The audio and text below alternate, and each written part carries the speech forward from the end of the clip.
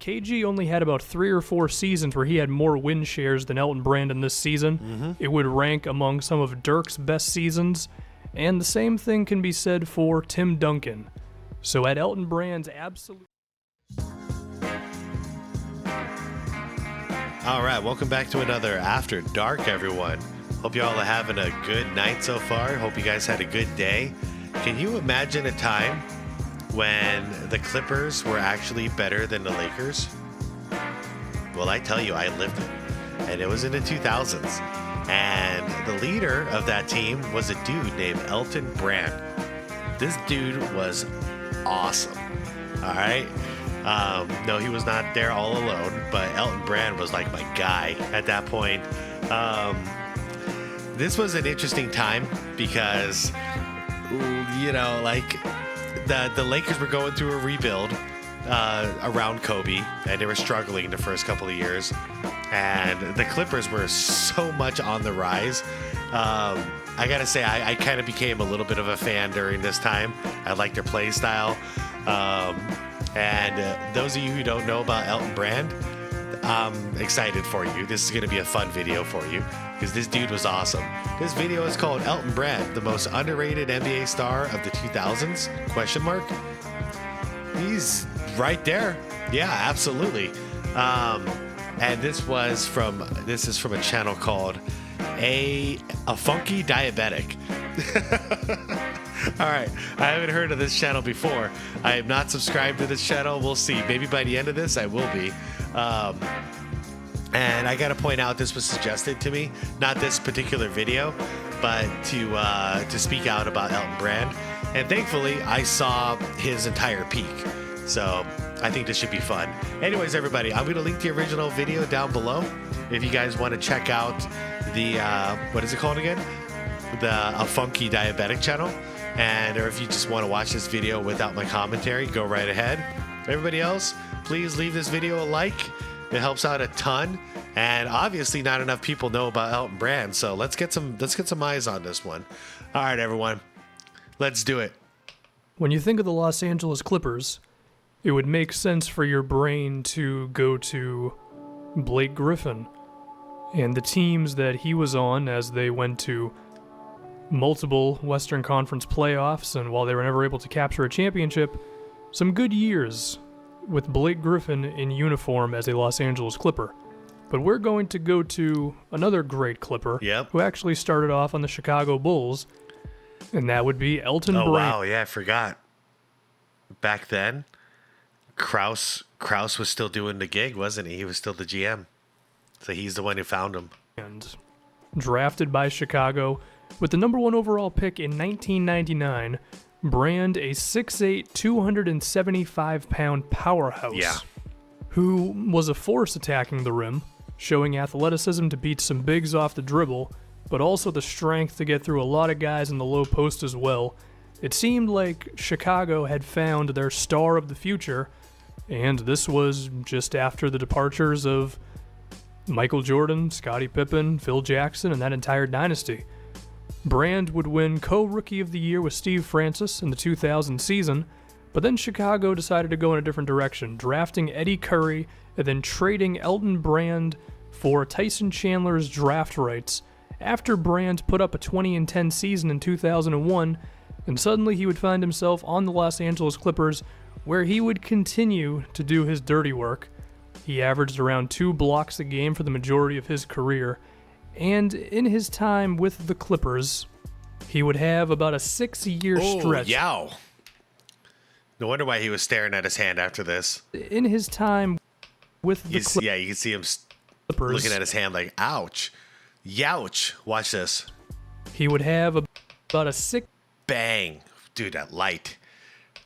Bang. Man, he smacks the rim full power, thinking he was about to block the shot. That's got to hurt.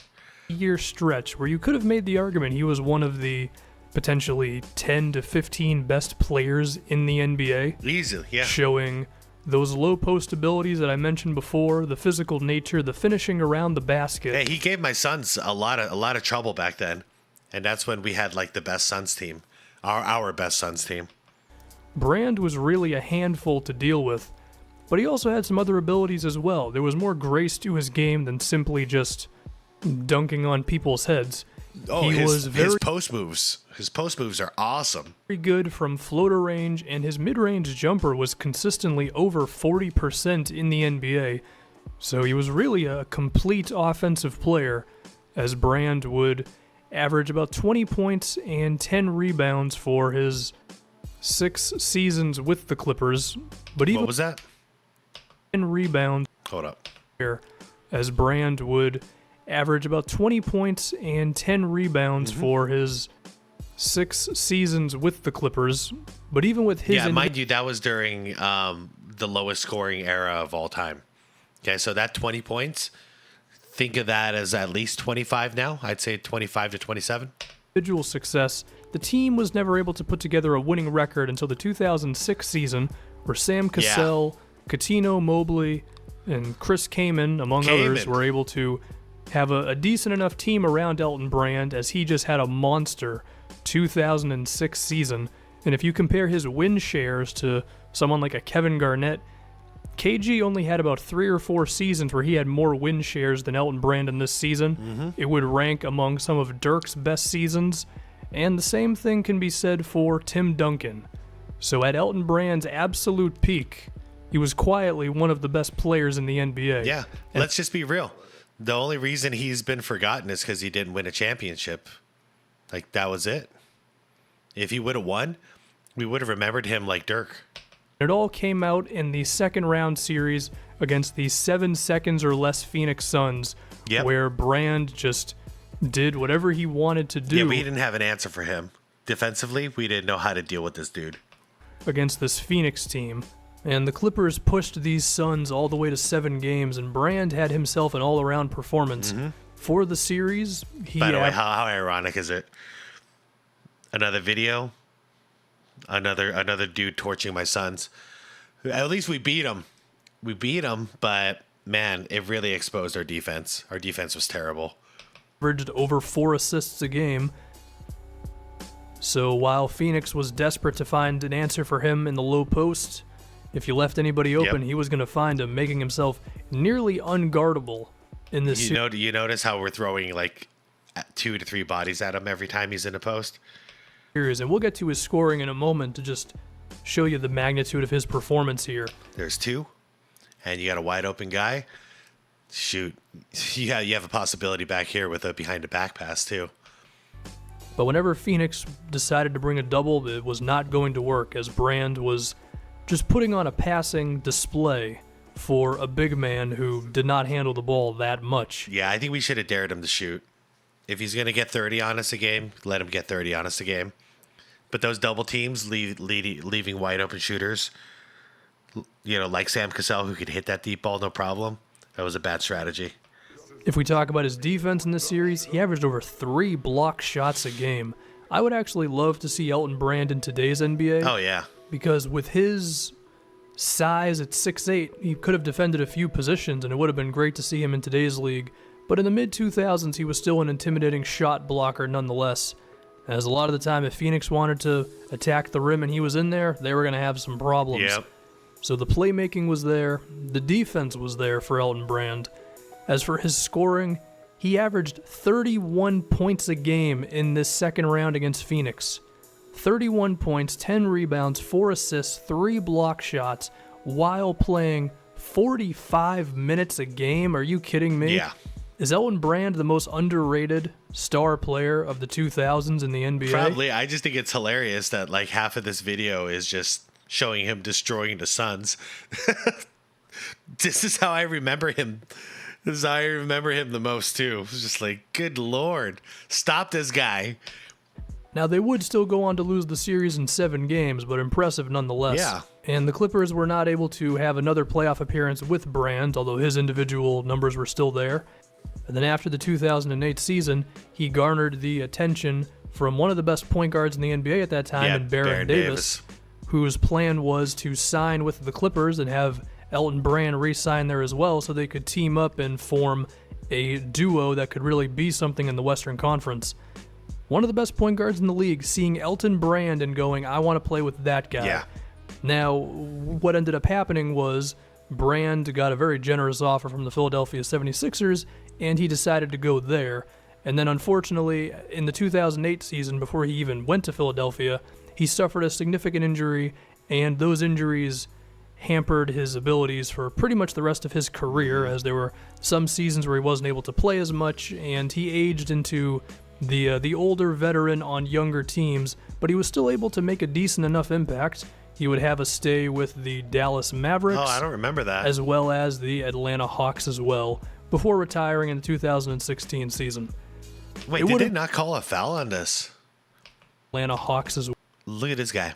Watch him. well, before retiring. He two hands shoved him in the air.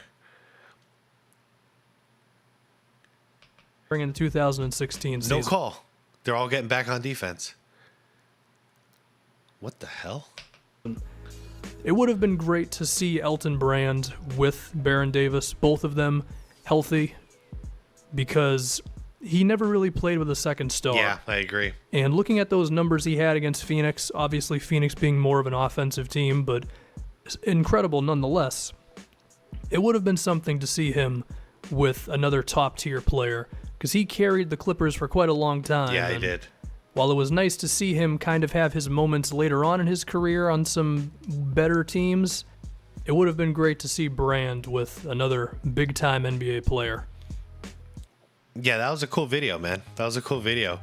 I'm gonna go ahead and subscribe. That was cool, quick, concise, and it really did a good job of showing a lot of just how good Elton Brand was at his peak. And it is sad because like Baron Davis was hungry at that point. He really was. And paired up with Elton Brand, that would have been a great duo. If injuries and whatnot allowed. And if they would have ended up actually playing on the same team together, that would have been a whole different thing. But I think they could have done some serious damage if they teamed up together as a 1-2 punch. Baron Davis is another guy who doesn't get appreciated. But for a while there, he was one of the top point guards in the league. So I'd like to, let me know in the comments if you guys want me to react to some stuff about Baron Davis so I can talk about him a little bit too. Because I have very fond memories of him as well during the same era. They were both kicking butt. But yeah, let me know in the comments what you guys think about Elton Brand. Did you know? Have you ever heard of Elton Brand? Did you get to watch him during his peak, in the mid 2000s? And if you do, just let me know what you guys thought about him at that point. You guys have heard what I think about him, and I thought he was phenomenal. And I couldn't get around it. I watched him torch the league the entire regular season, and he scared the hell out of us in Phoenix in the playoffs. That's all I gotta say. And he was like a one-man wrecking machine to the point where a guy like Chris Kaman, at least to me, became like a household name because he was part of that awesome team. But anyways, let me know what you guys thought. Like the video if you liked it. Subscribe to the channel if you want more content like this. And if you like this video, go ahead and check out A Funky Diabetic. Link is down below. But yeah, I'm going to peace out for tonight, you guys. Have a wonderful rest of your night. You know the drill. Tell your loved ones you love them.